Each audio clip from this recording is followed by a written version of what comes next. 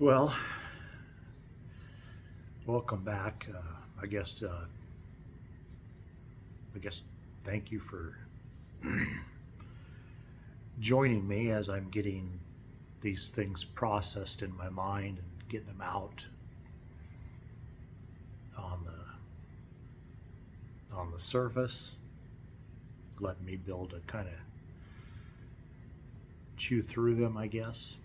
And this is he loves me, he loves me not, part three. And I I've got one last thing to go over while we're still in Rolla, and just to get us done with that chapter and on to the next one. And you know, I've I've thought about this, and I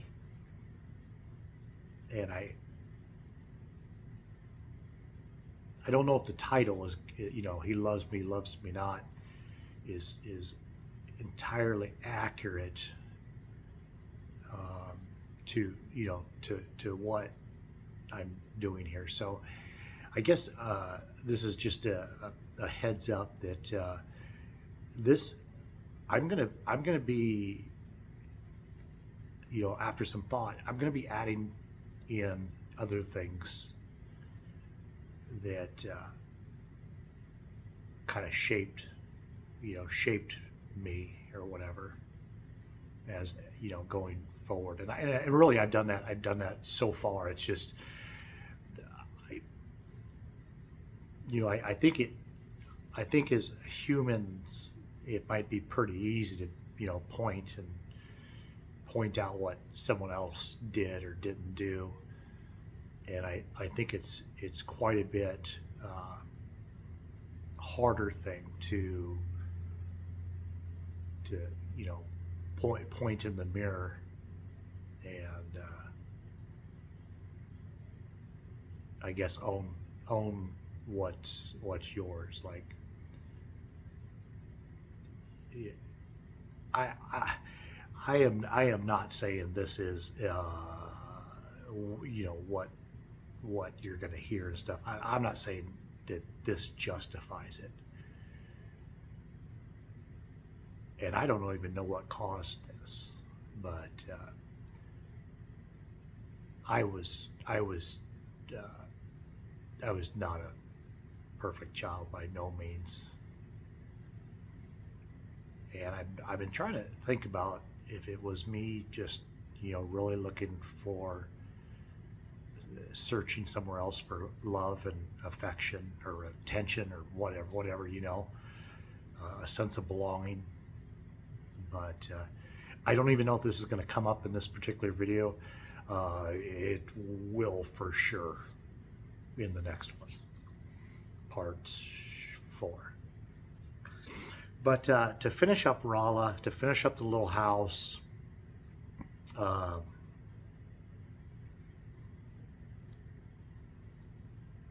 I had a story or whatever, or something that happened to me, and probably to whoever. Well, I shared a bedroom, when we lived in that little house, and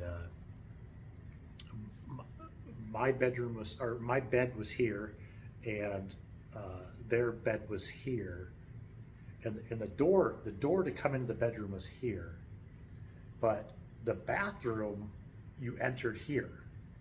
Okay, so basically, if I was laying down in my bed and I had my head propped up at all, I could see, clean into the bathroom, and the only bathroom for the house, and what I would see, the door swung this way to the left, which basically hid the tub.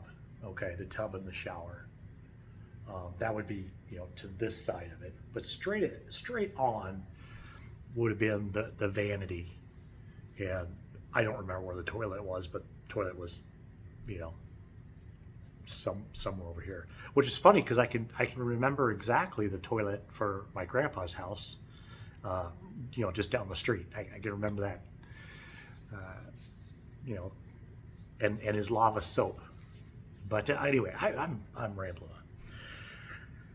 So yeah, that was the only bathroom in the house, and everyone that had to use the restroom came through our bedroom and to get access to the bathroom.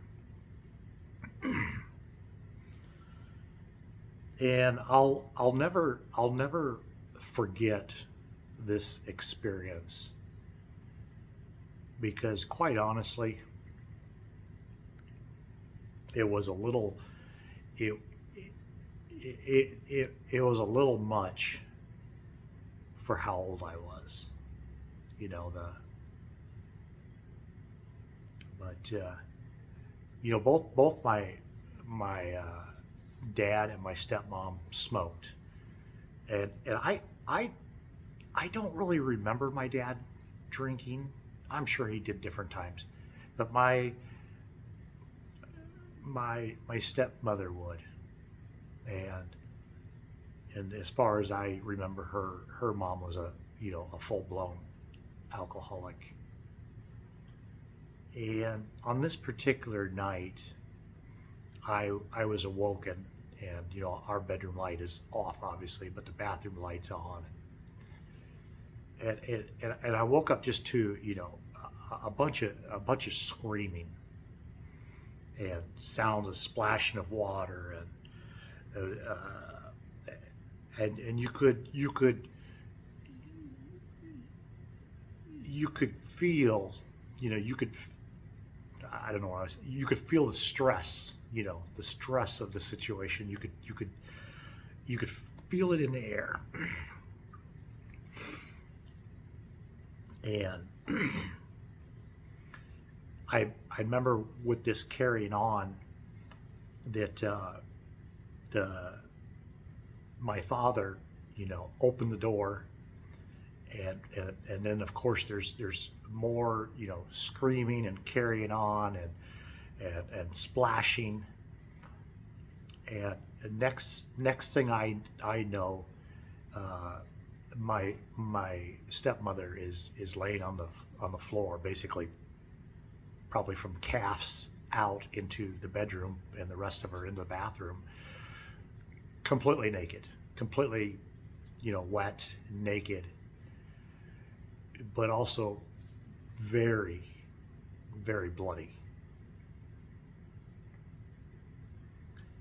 And yeah, this is what I woke up to. This just this intensity, and basically she had tried to commit suicide and had sliced herself up or something, and she was screaming about, wanting to die, and this wasn't really a 5-minute ordeal. This carried on, and all that type of conversation that goes along with it.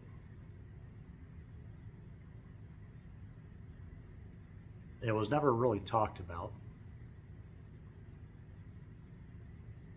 and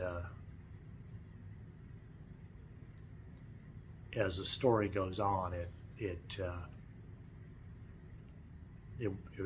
this won't be the last time that there'll be some type of situation like this. But it really was a lot to process or make sense of. But I think that would probably be the first time in my life that I was exposed to the idea that somebody could kill themselves. That was an option, I guess, or even a thought. The other thing, without spending too much time on it, that I missed on the previous one is I don't remember ever my stepmother, like trying to de-escalate a punishment, um, or comforting me or anything, like it'll be all right, or I don't know, just not that it was necessarily her job, but I don't know. Maybe it should have been. I don't know. So Dad finally graduated, and he got a job. He went to a couple different job interviews. They're flying around different places in the United States, and he ended up taking a job at Motorola in Arizona. And I remember he or they bought a brand new Chevy Cavalier, and that's what we drove out there. So I don't know if we didn't have any belongings, or if there was a U-Haul truck, or we just got new stuff when we got there. I don't, but all I remember is leaving that place and to head to Arizona in that little brownish Cavalier four-door, and I don't know why. Once again, on that particular day, I just remember, all the windows up in the car and two people smoking. And oh my goodness, you could like cut the air. You could cut it. It was so dense. So we landed in Arizona, and we did stay in a hotel.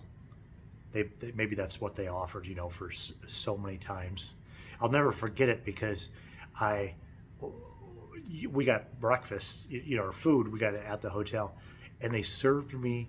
They sent up a doggone bowl of cereal, and it had a bunch of broken glass in it. I'll never forget that. That was crazy.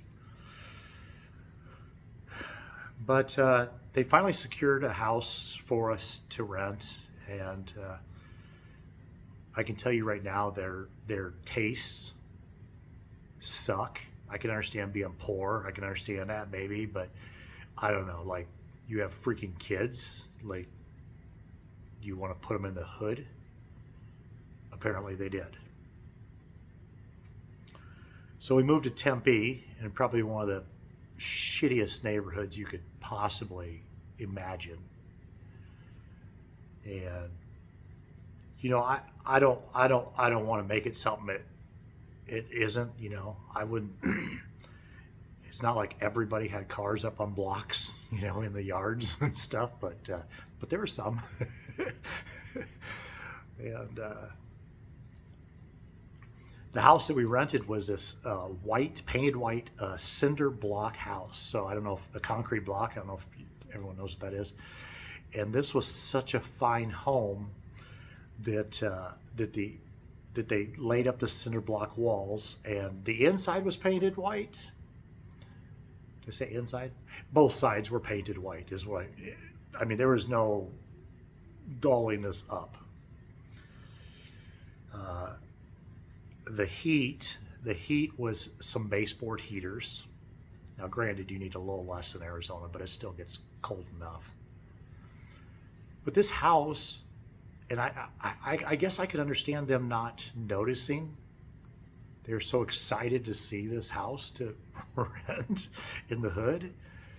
But there was bullet holes in it, in the house. Not one, but few of them on the outside.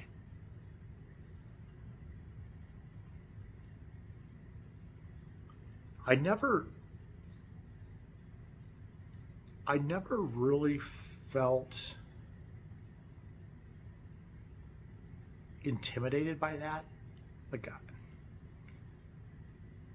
there was very few times that I would say that I felt scared, but I felt a little out of place. Not just because of new area. It's just we went backwards. I think we weren't in a definitely not in a good neighborhood where we came from, and then you heard mobile home and mobile home, so But I think this was a step backwards.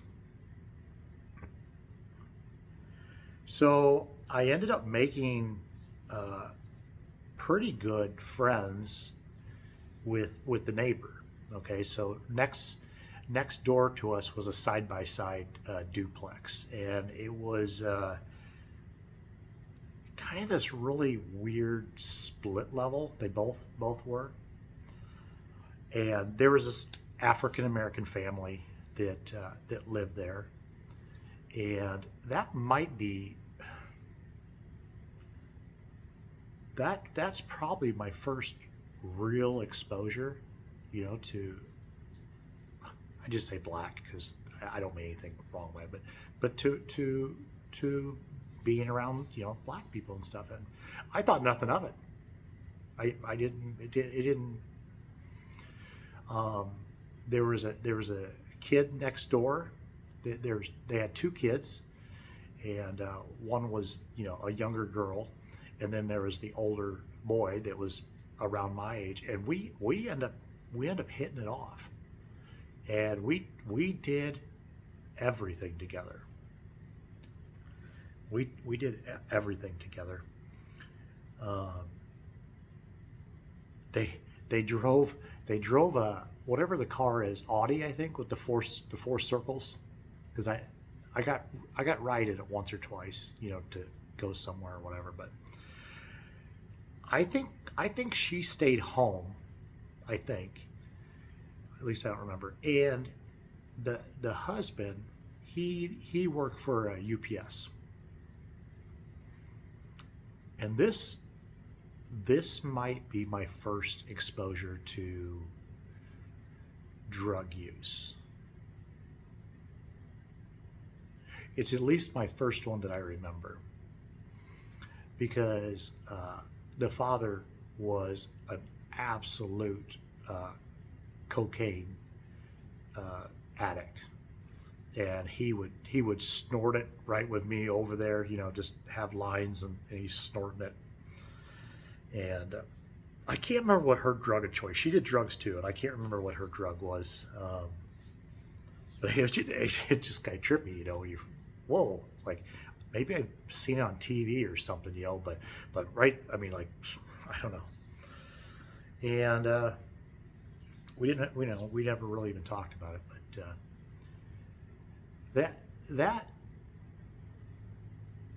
that was a weird place to live. I don't know what my stepmom was doing. I can't tell you what my younger brothers and sisters were doing. I can't tell you, like, what I'm going to tell you in a moment is like only summertime or what. But we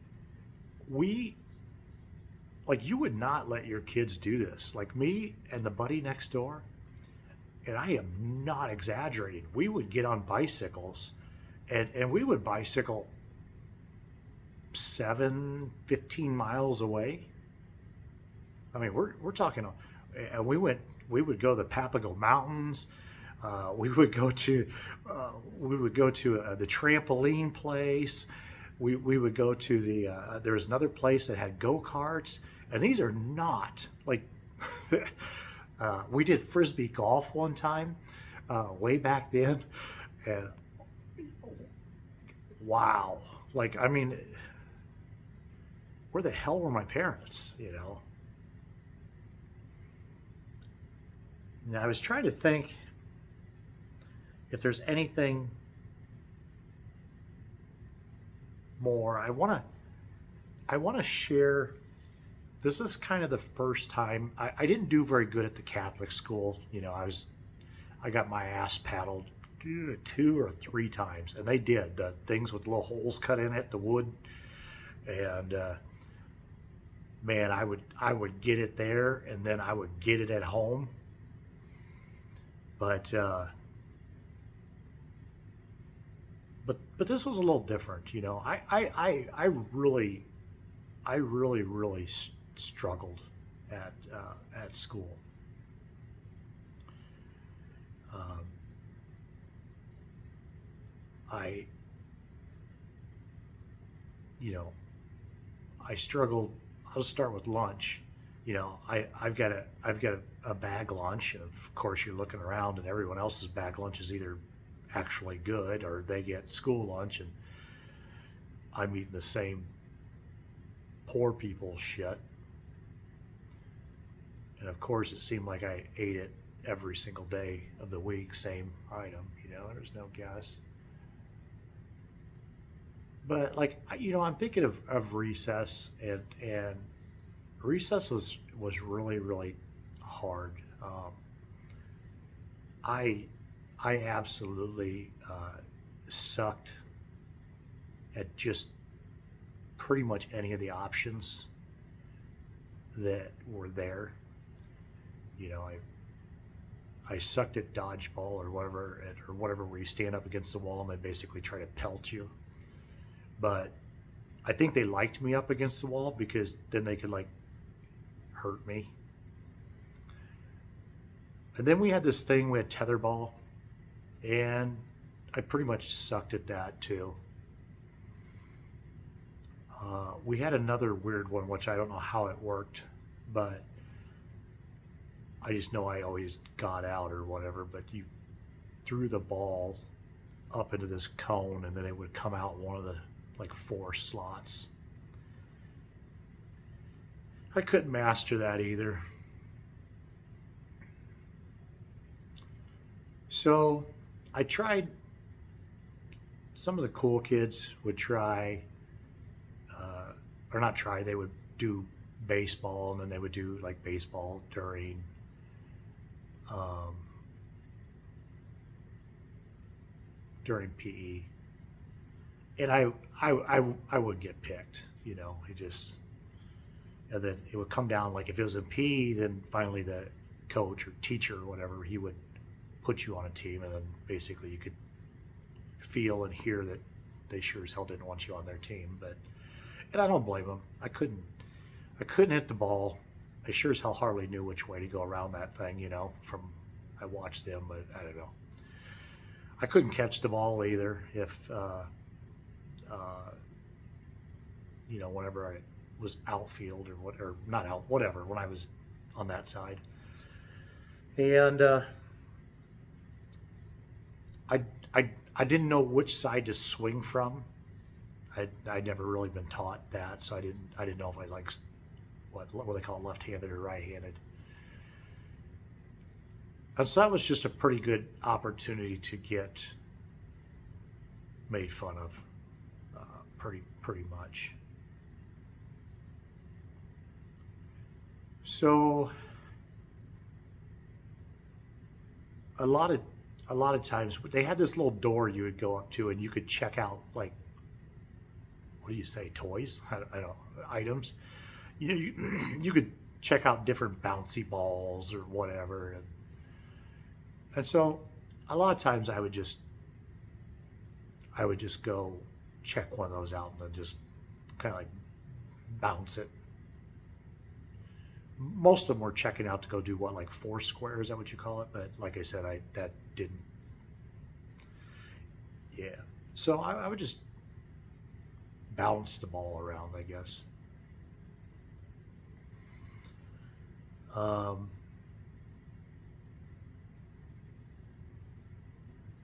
I have a couple memories of this the teaching. Almost everything was done on the reels or whatever, the film or whatever, and I got to see towards the end of the year. It was like the only fun one I got to watch because I was always disqualified for some reason or another. But we got to watch where the red fern grows, and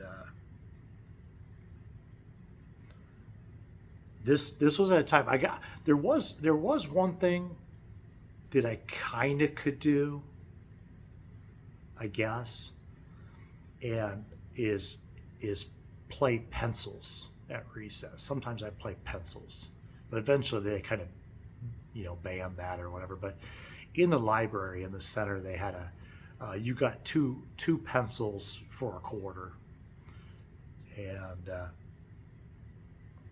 I always remember they had this Lamborghini poster too, and I just yeah. Oh, that's kind of little. I don't want to say desire, but little fire, I guess, in me seeing that. And I was like, that's pretty cool. But yeah, we play pencils, and basically, one person holds the pencil sideways, and the other person flicks, with the metal part and tries to um, break the other person's pencil. So you go through a lot of pencils if you suck. But that's pencils. uh,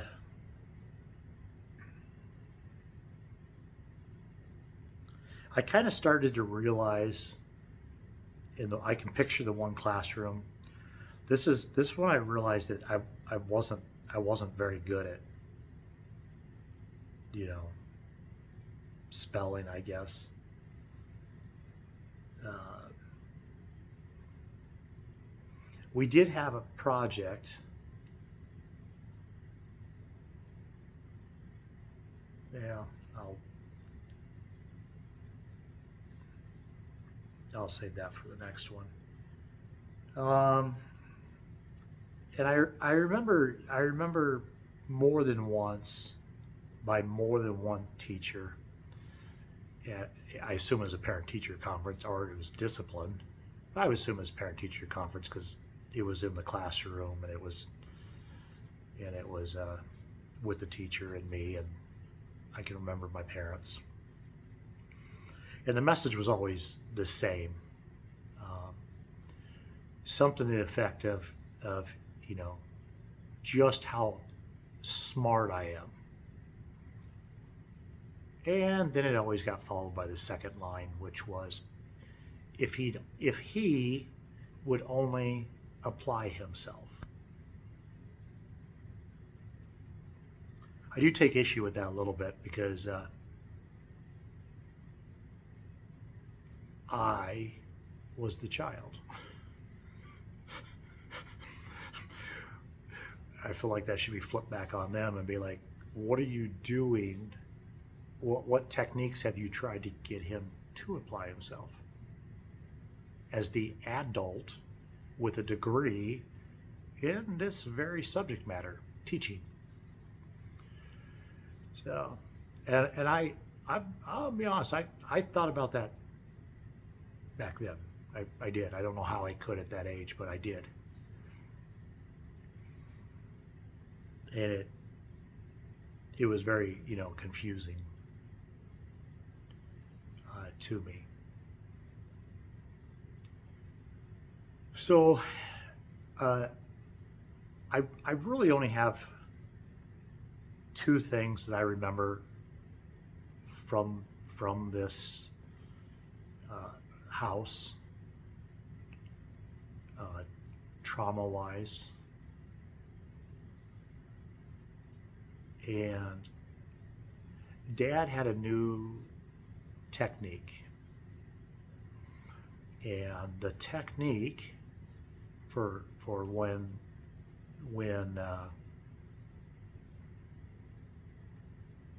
when you would do something wrong would be writing sentences. And I wrote a lot of sentences,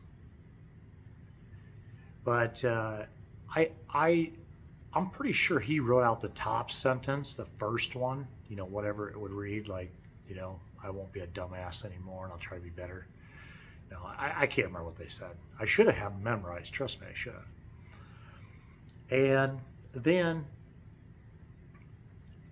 I would, have to write it. And you want to know how many times? Usually 500 to 1,000. there was rules, and there was trickery. So the rules were that they had to be, you know, basically very good penmanship.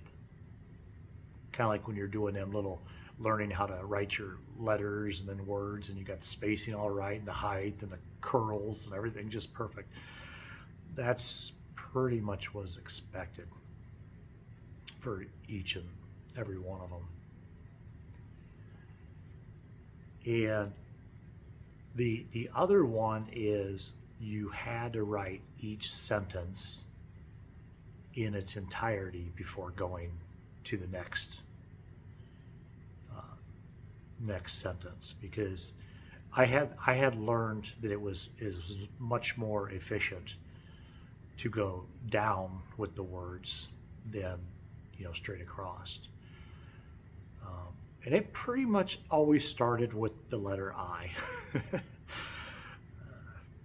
Yeah, I, and then something. But I found that if I wrote I, you know, nice and pretty, same spacing from the left, you know, good height, everything, and I went all the way down to the bottom of the page, and yeah, pretty much the next word is will. I will. You know what the next word is? It's usually not, I will not, you know, or something. But I would go, you know, will, all my W's just perfectly spaced from the I, you know, they lined up just gorgeous, you know. And you get better at it, because if you write a W, you know, if you write one word and you go to the next, it's just yeah, anyway. And that's how I would write them. But you could tell, especially if he came up on you and caught you. So, and I don't know how many, you know, lines are on a paper. I want to say it's like 30-ish each side, you know. And so, you know, even at 500, you're talking like 12 pages or something. And the other times I'd be punished, it'd be almost 25 pages front and back of sentences. And this is truly why one of my deals is I don't like to write. I do not like to write. But I think, because to me it's a punishment. Dad got good, you know. I would say the only thing wrong with that punishment is probably the sheer number, you know, of them, you know, and all the other crying and sniffling and Lord knows what else surrounding it. But this is where he started a new game. And this is a game that would continue throughout. And that is kind of a game of breaking your will, you know, breaking you down. And how would he do that?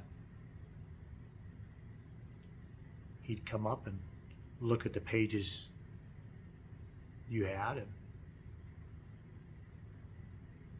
he'd take them. They're all white. They didn't count.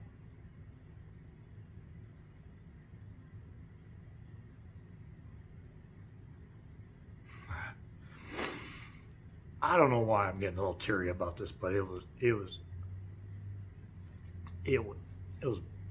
a fucking game, okay? And we'll see here how these skills combine.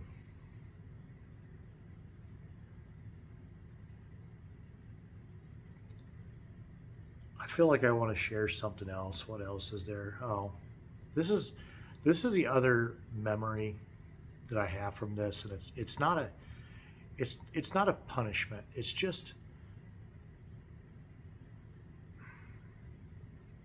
it I guess I guess what I learned out of it, it was a rough day. And I know I guarantee you are not gonna receive this as the audience the way it felt to me. My dad was an electrical engineer, okay? Now he's not a mechanical engineer, but he's an engineer. And he had a Camaro out in the driveway that he put an engine in and did a clutch and tranny, and all the burn marks, the peel out marks up and down the street are his. Okay, he's not stupid mechanically. So he's a trusted source. And he's my dad. And I know this is going to sound dumb, but this is kind of the day something snapped in me.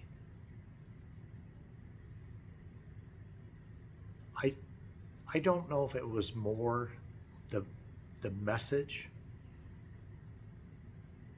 or the messenger, but I always took stuff apart. If I got a toy, I would rather take it apart than play with it. Okay, always. That's been my whole life. I wanted to know how things worked. And I'll be honest, most of the time they didn't go back together. And sometimes they got mutated, into new things. But I was sitting in the kitchen at the table for hours and facing out the window into our ghetto neighborhood. And I had this helicopter, and it was probably about this big. And I took it apart carefully, and it was G.I. Joe green, just solid green. And I carefully took the impeller, whatever the blades, off. And then I started modifying it. And then I took one of my little cars. I don't know if I had an inexpensive remote control car. And it had one of those cheap little motors that they all had back then. I think everything in life ran on like one motor. And I dissected it out of the car, and I whittling around, and I stick that motor up through. I had to make a hole because there wasn't really a hole, there was just a spindle. And I get that little shaft of that motor up through the hole just perfect. And I can't remember what I wedged in, or I did something to secure that motor inside of that chopper, that helicopter. And then I sit there and I whittle, and I got the blade onto the shaft of the motor, that was sticking up out the top of the helicopter. I had glue on it. It didn't really need glue, but it seemed like you're supposed to glue those on, so I glued it on. And I had the wires, and I extended them because this thing was going to fly, so I extended them longer than what was in the car. And I wasn't messing around. I think that car ran on like maybe 3 or 4 like double A's. Okay, so like 4.5 or 6 volts. It was probably 6 volts. I wasn't messing around. I was using 9 volts. So I got one of them little snap-on to the 9-volt battery and an extension of wire, which probably came out of another toy or maybe their alarm clock. I don't know. And I'm stripping the wires. And I had the switch. That came out of one of them. I had a switch in there, and I get it all wired up. And I had been messing around with this for probably, I know it doesn't sound like it would take long, but I had to destroy like 2 different things. And I was so proud of it. And I don't know, I worked on it. And I have the helicopter sitting now on the table. I'm about ready to throw the switch. He's all ready, NASA, we got liftoff kind of thing, you know. And before I could flip that switch, my father tells me that that'll never work.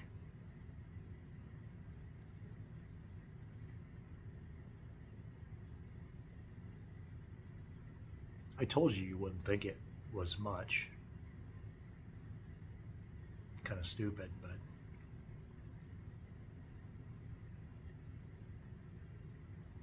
wasn't why why won't it work? Like that's what he knows. He knows stuff. Don't be some asshole that just comes in the room after I've worked on all this and totally stomped. At least the thing would have flipped over or done something. It had to do something. But to just come in here, just, I would say willy-nilly, but it wasn't. It was like just being an asshole. That's not going to work. It'll never work or whatever, something like that. And leaves. That's it.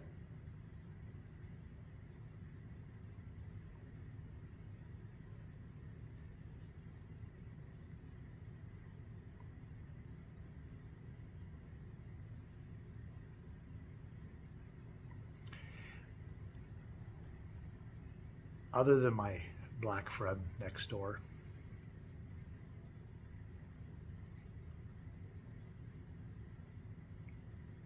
I just felt pretty alone while we lived there. Felt really separated. I didn't belong.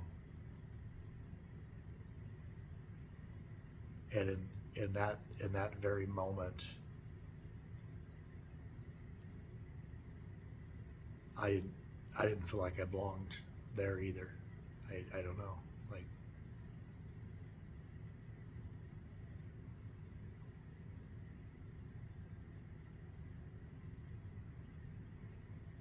if you're wondering if I flipped the switch to see if it worked,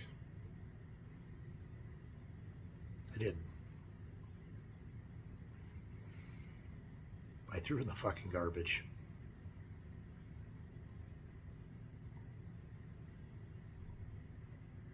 Yep.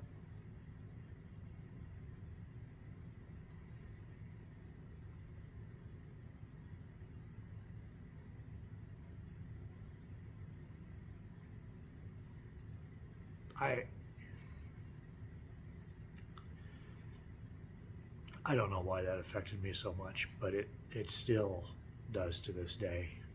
Like,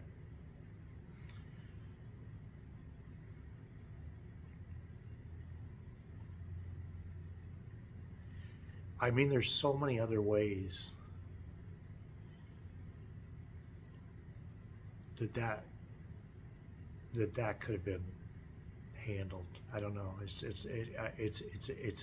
a missed. It's just a missed opportunity.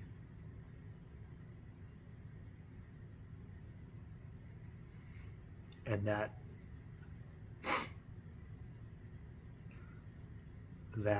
me and him, you know, like this, like we were driving from Utah, like when we lived in the trailer home with Zute.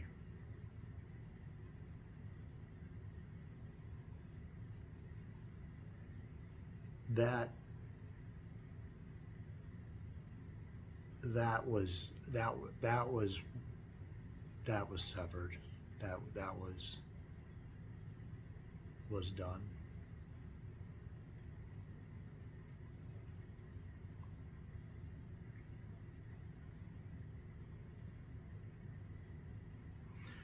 So on the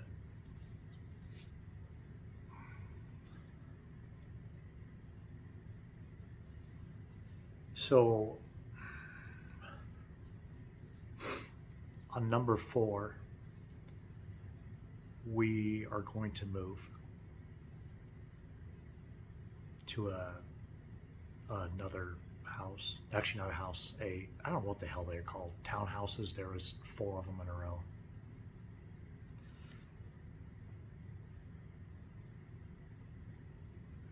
A lot of things changed at this next house, or whatever we call it, house. This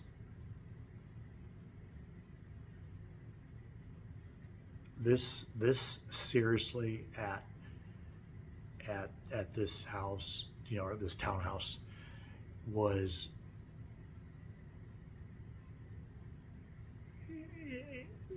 it was a lot of stuff happened there.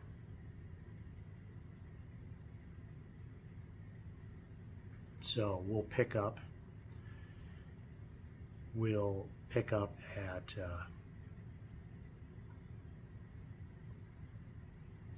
we'll pick up at that place. So have a good day.